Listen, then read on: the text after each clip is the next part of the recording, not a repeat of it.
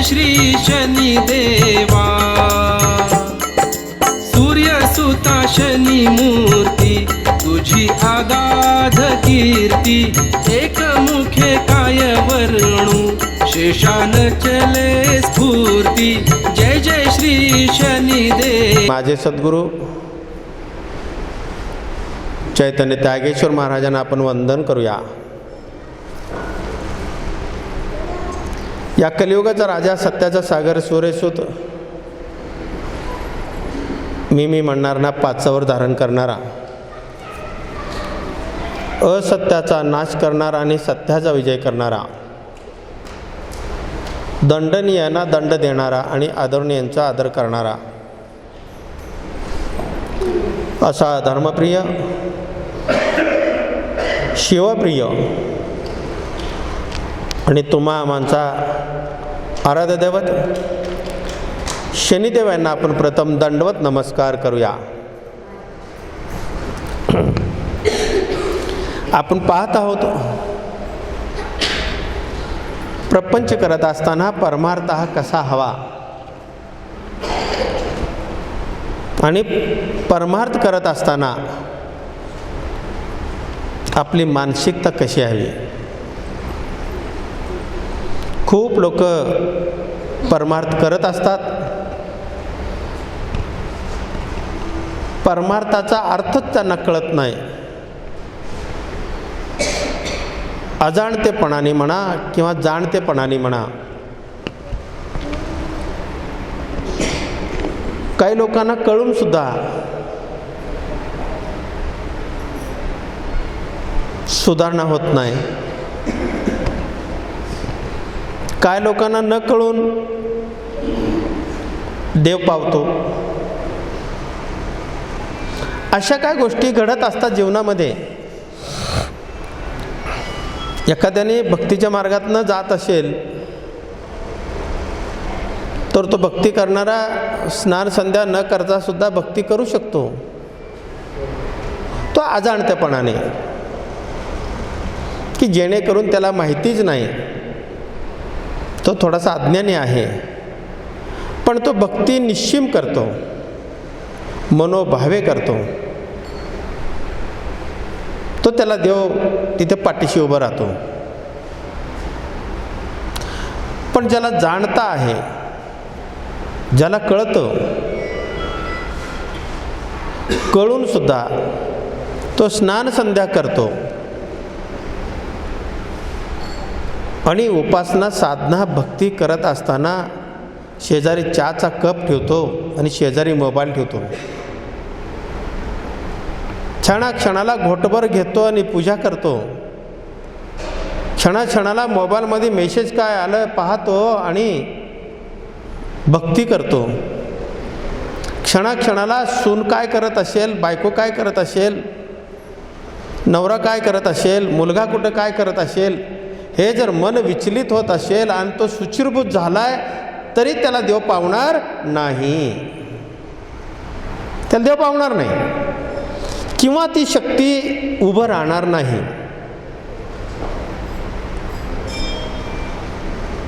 असे खूप लोक आहेत आणि शेवटी निरंक या स्टेजवर येतात की भक्ती करूनही काय उपयोग नाही।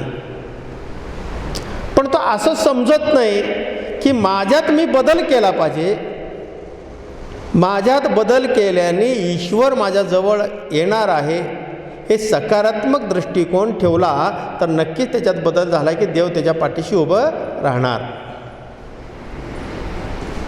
मग हे कळण्यासाठी जीवनामध्ये कुणाची तरी अपेक्षा असते, कुणाची तरी गरज असते। अनेकांच्या जीवनामध्ये अशा गोष्टी घडलेल्या आहेत। अनेक उदाहरणं आपण पुराणातनं पाहतो। ही भक्ती करत असताना मला मूळ एवढं सांगायचं आहे की तुमचा मूळ रोग जो आहे तो मानसिक रोग,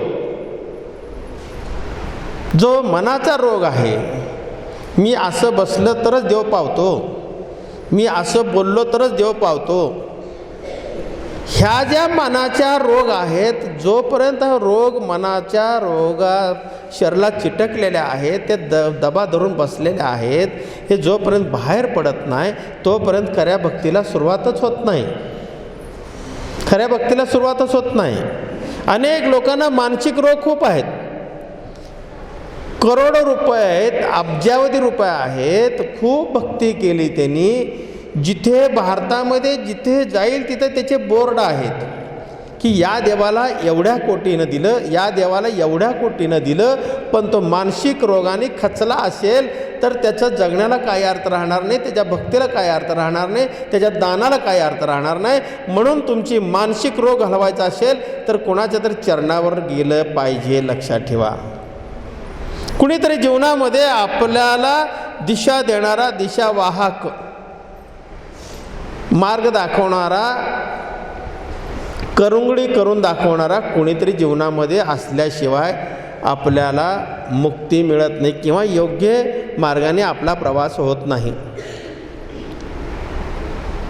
मग त्याच्यासाठी आपल्याला अनेक मार्ग आहेत, अनेक मार्ग स्वीकारावं लागतं. विज्ञानच्या दृष्टिकोनातून ज्यांनी न्यूटन नावाचा एक शास्त्रज्ञ होता, ज्याने गुरुत्वाकर्षण शक्तीचा शोध लावला. ज्या पृथ्वीमध्ये बॉल फेकलं तरी ते खालीच येतो, ह्याचं काय कारण आहे? फळं झाडाचे खालीच पडतात, सर्व यंत्रणा ही जमिनीला चिटकूनच का असतात? तर त्याचा शोध ज्यांनी लावला त्यांनी गुरुत्वाकर्षणाचा शोध लावला. त्या माणसाला सुद्धा गुरु करावं लागलं. एक बंगला होता, मोठा सरकारी बंगला होता, एक शास्त्रज्ञ होता, तो खूप मोठा शास्त्रज्ञ होता आणि संशोधन करण्यासाठी त्यांना प्रयोगशाळेत जायचं असतो आणि शासन सर्व पुरवत असते. पुरवत असताना त्या न्यूटन नावाच्या शास्त्रज्ञाला एक छंद होता, त्याच्याकडे एक मांजर होतं, एक मांजरीण होती आणि काही कालांतराने त्या मांजरीणीला 7 पिलं झाले. मांजरीणीला 7 पिलं झाल्यानंतर तो शास्त्रज्ञ खुश झाला आणि आपल्या कामगाराला बोलवला. आता हे मांजरीण दोन्ही होते ते आपल्या बंगल्यामध्ये फिरायचे, पण आता हे पिलांना सुद्धा बंगल्यामध्ये फिरवून आपण त्यांचं आयुष्य काय घटवायचं, त्यांना बाहेरचं जग पाहिलं पाहिजे असं त्याच्या डोक्यात आलं. मग आता काय केलं पाहिजे? आपण दरवाजा बंद करून जातो, कामगारावर आपला विश्वास नाही. मग त्यांनी कामगाराला बोलवला. आपल्या जे भिंतीला दरवाजाच्या बाजूला एक 7 होल मारला, त्यांनी 7 होल भिंतीला मारला. तो कामगार म्हणतो, 7 होल कशाला मारताय तुम्ही? नाही म्हटलं, तुला कळत नाही, तुला कळत नाही, तू शास्त्रज्ञ आहेस का? मग तो होल मार. त्या पाप बिचाऱ्याने सांगितलेलं काम इमाने इतबारे 7 होल मारले आणि मांजरीणीला त्या पिलांना खायला 7 वाट्यामध्ये ठेवले. हे 7 वाट्यामध्ये ठेवून कुलूप लावून तो शास्त्रज्ञ गेला. आता मांजरीण जिथं असते तिथं पिलं असतात. मग ते पिलं मांजरीण ते सगळे खायचे, फिरायचे, आत बाहेर करायचे, आत बाहेर करायचे, त्या बिळातनं बाहेर जायचे, आत यायचे. मग आता अक्कल जास्त चालत नाही, सत्तेपुढे शहाणपण चालत नाही. त्या म्हणीप्रमाणे, उक्तीप्रमाणे कामगार शांत बसले. ते मनातल्या मनात हसायचे, आम्ही अन्नाडे असलो तरी नैसर्गिक गुण आमच्याकडे आहे, निसर्गाने दिलेलं जे दैवी शक्ती आहे ते प्रत्येकाकडे आहे. फक्त त्याचा सदुपयोग किती करायचा, कसं करायचा, कुठे करायचा, हे आपल्याला तेवढा विवेक आपल्याकडे पाहिजे. बुद्धी तुमच्याकडेही आहे, कोणाकडेही कमी नाही आहे. तेव्हा योगायोगाने असा प्रसंग आला, त्यांचं काम लवकरच संपलं. संध्याकाळी जायचं ते दुपारीच आले. दुपारीच आल्यानंतर ते दरवाजा पायऱ्या चढून वर येतात तर ते मांजरीण ती एका बिळातनं आली आणि त्याच्या पाठोपाठ 7 पिलं, ते मांजर सगळे एकाच बिळातनं बाहेर आले.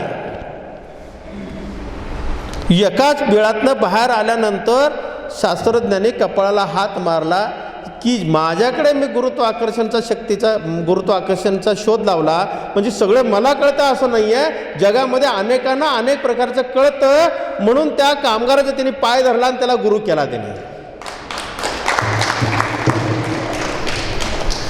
सांगण्याचा उद्देश असा आहे की कुणी कुणाचा गुरु केव्हाही कसाही कशाही पद्धतीनं दिशा देऊन होऊ शकतो, पण ते देणारा दिशावाहक हा सकारात्मक असावा आणि घेणारा सुद्धा सकारात्मक असावा. आपल्याकडे खूप ज्ञान आहे. चांगदेवाने 1400 वर्ष साधना केली असे म्हणतात. आता ज्ञानेश्वरी सगळ्यांना माहिती आहे. महाभारताचा शेवटचा काळ जर शोधलात तुम्ही, शेवटचा काळ, युद्ध होणार आहे, तडजोडी फिसकटल्यात, तडजोडी होत नाहीत, ह्या सगळ्या गोष्टी निसर्गाच्या नियमाप्रमाणे घडणार आहेत. हे सगळं माहीत असताना शेवटचं एक संधी म्हणून कृष्ण दुर्योधनाकडे गेले. एक शेवटची संधी, युद्ध होऊ नये, महाविनाश होऊ नये म्हणून शेवटची संधी म्हणून श्रीकृष्णाने दुर्योधनाकडे गेले. दुर्योधनाला कळलं की कृष्ण येणार आहेत आमच्याकडे तडजोडीसाठी, तह करण्यासाठी. तर त्यांनी जेव्हा प्रभू रामचंद्र जनक राजांच्या दरबारामध्ये गेले होते, येणार आहेत असं कळल्यानंतर माई सीताचा जो महल होता, सीताचं महल ज्या पद्धतीनं नटलं होतं त्या पद्धतीनं प्रभू रामचंद्रांना सीतामाईचं महल त्यांनी दिला होता. प्रभू सीतामाईंना दुसऱ्या महलमध्ये ठेवलं होतं. एवढी थाटमाटाने स्वागत त्यांनी केला होता जनक राजाने प्रभू रामचंद्राचा. त्या पद्धतीनं दुर्योधन सुद्धा कृष्णाची उठाठेव करण्यासाठी दुःशासनाचा महल दिला होता. त्याचा बंधू दुःशासन, त्याचा महल त्यांनी सजवला, याचा महल दिला, जेणेकरून कृष्णाच्या बुद्धीत बदल होईल आणि कृष्ण आमची बाजू घेईल आणि सत्ता सगळी आमची राहील, राज्य आमचे राहतील आणि पांडवांना असंच वाऱ्यावर सोडतील, अशी कल्पना दुर्योधनाने मांडली. आणि कृष्ण तिथं आले. आणि कृष्ण आल्यानंतर द्रोणाचार्य, कृपाचार्य सगळे तिथं होते. महारथी, रथी, महारथी सगळेच होते तिथं. आणि कृष्णाला त्यांनी सांगितलं की आपण या महलामध्ये असून निवास करावा, या महलामध्ये आपण चरणस्पर्श करावा, या महलामध्ये आपण राहावा आणि तुम्ही सांगाल ते 56 प्रकारचे भोग आम्ही करू, आमचं अन्न तुम्ही ग्रहण करावा. आता दुर्योधनाचं अन्न ग्रहण करणारा कसा असतो तुम्हाला माहिती आहे, जास्त इतिहास मला सांगायची गरज नाही. त्यांनी सांगितलं तुमच्या घराचं कणभर अन्न तरी सोडा, पण पाण्याचं थेंब सुद्धा नको. कुणी सांगितलं? कृष्णाने सांगितलं दुर्योधनाला, तुझ्या घराचं पाणी सुद्धा मी शिवणार नाही. पण एक शेवटचं तह म्हणून संकट टाळावा, युद्ध होऊ नये म्हणून मी आलेला आहे. ते विचारात तफावत झाली. आता काय विचारात तफावत झाली सगळं तुम्हाला डोळ्यासमोर आहेच, सगळं माहिती आहे. तेव्हा कृष्ण गेले, पाणी सुद्धा शिवले नाहीत. दुसऱ्या दिवशी युद्धाला सुरुवात होणार होता. तर दुपारच्या वेळी, संध्याकाळच्या वेळेला युद्ध सुरुवात होणार, दुपारच्या सत्रामध्ये युद्धाला सुरुवात होणार होता. त्यांनी कुरुक्षेत्राच्या मैदानावर गेले श्रीकृष्णाने अर्जुन.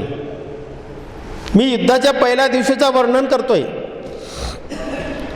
दोघंही गेले. तो रणांगण मोठा असावा, युद्धाला कुठं आडकाठी येऊ नये, आपल्याला अडचणीचं कुठलं वृक्ष ठरू नये म्हणून मोठमोठ्या हत्ती आणून मोठमोठे वृक्ष जमीन उद्ध्वस्त करत होते. ते धक्के देऊन त्याला पाडत होते आणि त्याला उचलून बाहेर टाकत होते, जेणेकरून युद्धाला अडचण होऊ नये. त्या रणांगणामध्ये अर्जुन आणि श्रीकृष्ण तिथे गेले. गेल्यानंतर हत्तीनं एका झाडाला डोसणी दिली, धक्का दिला आणि झाड पडला. जसं झाड पडलं त्या झाडाच्या फांदीला छोटंसं चिमण्याचं घर होतं. चिमणीचं एक चिमणीचं छोटंसं घर होतं. त्या घरामध्ये एक चिमणी होती, एक चिमणा होता आणि एक 5 पिलं होती. आता त्या धक्क्याने चिमणा चिमणी उडून गेले स्वतःचा जीव वाचवण्यासाठी. पण जे पिलं होते, ज्याला पंख नव्हते, पंख छोटेसे होते, खूप काय उडू शकले नसते, इथून तिथंपर्यंत उडू शकतात असे पिलं तिथं पडून ते चव चव चव चव करायला लागले. आई ग आई ग आई ग आई ग आई ग करायला लागले सारखं. पण ते चिमणा चिमणी फिरून परत तिथं आले. आता जीव त्यांचं वाचवलं, आपल्या बालकांचा जीव वाचवलं पाहिजे. हे प्रत्येक मातेचं आणि पितांचं एक ध्येय असतो. तिने फिरून परत तिथंच आले. त्यांना ते उचलता येईना. बरं उचलून ठेवायचं कुठं? सगळीकडे तोच गोंधळ चाललाय. चिमणी 2 माणसं पाहिले समोर आणि ते गेली. कृष्णाला वेडा घातली, कृष्णाला प्रदर्शना घातली आणि विनंती केली, कृष्णा आपण देव आहात, तुम्ही आमचं प्राण, आम्ही पंख आहेत, आम्ही उडून जाऊ शकतो, पण आमचे 5 बालक आहेत तिथं, पण त्यांच्या जीवाचं काय? तुम्ही देव आहात, आमचे 5 पिलं वाचवा. तेव्हा कृष्णाने सांगितलं कालमानानुसार वाचवता येत नाही, निसर्गाच्या नियमाप्रमाणे मला प्रवास करायचा आहे. निसर्गात वाक्य वेगळं आहे तिथं, मी तुम्हाला समजायला या भाषेत सांगतो की निसर्ग कालखंडानुसार कालमानानुसार मला काय बदलता येत नाही. तरी खूप विनंती त्या चिमणीनं केली, खूप वेळा विनंती केली. कालमान सुद्धा तुम्ही बदलू शकताय, कालाचेही काळ आहात तुम्ही. कृष्ण कोण होते? महाविष्णू.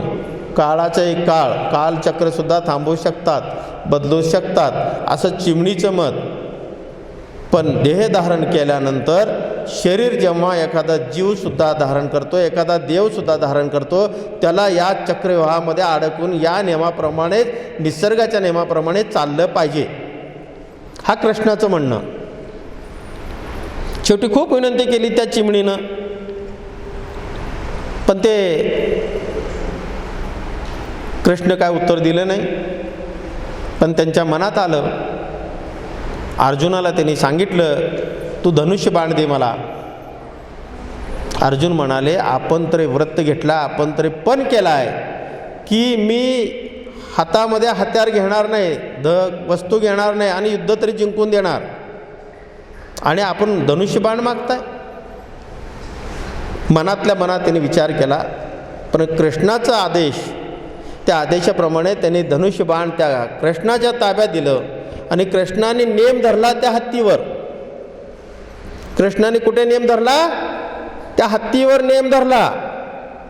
आता अर्जुनाला वाटलं की कृष्ण हत्तीला मारणार, पण त्यांनी नेम असा मारला, नेम हत्तीला मारता मारता हत्तीच्या गळ्यातला पूर्वीच्या काळातल्या मोठ्या मोठ्या घंट्या असायच्या, त्या चिमण्याची पिलं त्या झाडाच्या तिथंच पडलेले होते. ते 5 पिलं होते तिथं चवचव करून एकमेकाला, कसा असतो ते पांगत नाहीत, ते जवळ येतात, एकमेकाला चिटकून, शरीराला चिटकून बसतात. ते बाण जे आहे ना ते घंटीला लागला आणि घंटी गळ्यातल्या त्या पट्ट्यातनं घंटी निसटलं आणि ते पिलावर पडलं.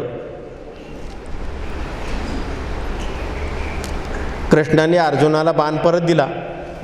अर्जुन विचार करतो, धनुर्धन मी, धनुर यातलं विद्या माझ्याकडे आहे आणि मला शिकवणारा देव, आणि देवाचं नेम कसं चुकलं? खूप घन हा विषय.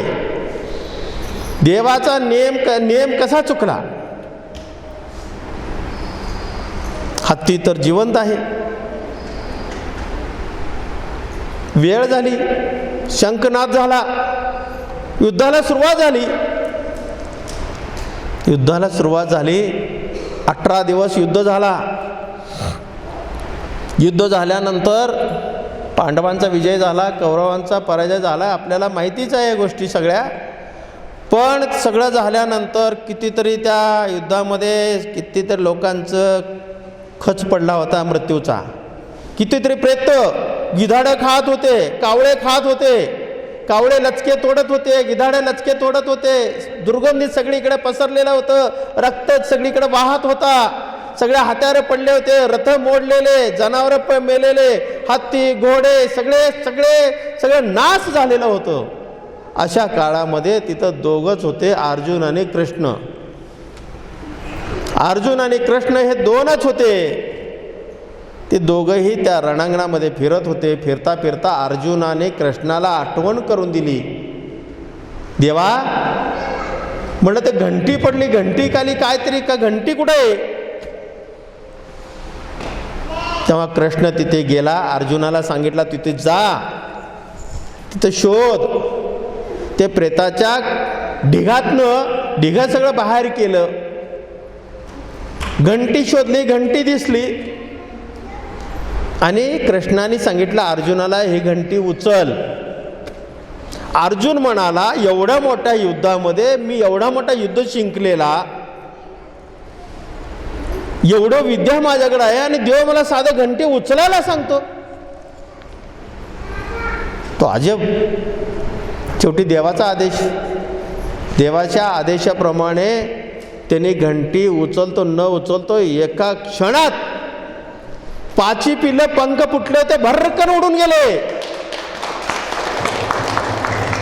5 पिल्लं 18 दिवस त्या खाली होते, त्याचे आई बाप होते, त्यांनी काय 4 दाणे आणले असतील, जे काय अन्न असेल तेवढं खाऊन ते जगले आणि तिथं तसेच होते.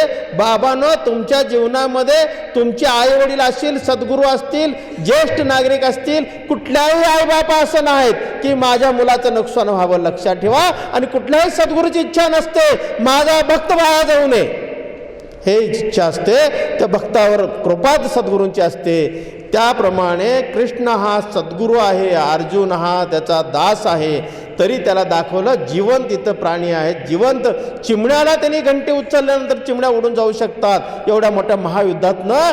तसं तुम्हाला सुद्धा देव, तुमच्याकडे सत्वगुण असतील, तुमच्याकडे भक्ती असेल, निष्ठा असेल, श्रद्धा असेल, नीतिवंत असेल, न्यायवंत असेल, कुलवंत असेल, ह्या सगळ्या गोष्टी जर भक्तीच्या माध्यमातून तुम्ही मिळवला तर तुमच्या पाठीमागे सुद्धा देव संकटातनं असं अलगत बाहेर काढून तुम्हाला मुक्त करत असतो. लक्षात ठेवा,